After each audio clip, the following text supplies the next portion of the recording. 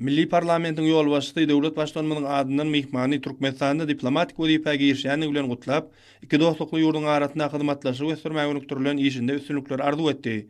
Kanadanyň dowly ygtyýarly wekili özgedeginde hormatly prezidentimize we gahrman arkadamyna mehirli salamyny rowaşy we gülläp ötüşi ýoly bilen önämli öňe barýan ähli türkmen halkyna iň gowardularyny beýan etdi.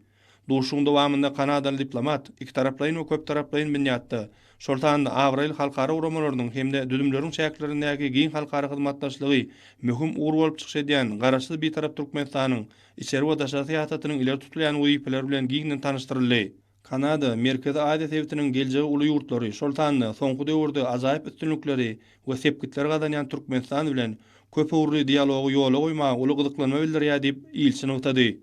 Durşuň dowamynda taraplar syýasy diplomatik, sowda ykdysady we medeni ynsanperwerler ulgamynda gatnaşyklary işçileşdirmegiň zerurdygyny, munyň üçin ýurdumyzyň alyp barýan açyk kapylary we ähli umumy bähwitleri öňtürilen syýasatynyň amatly şertleri döredýändigini bellediler.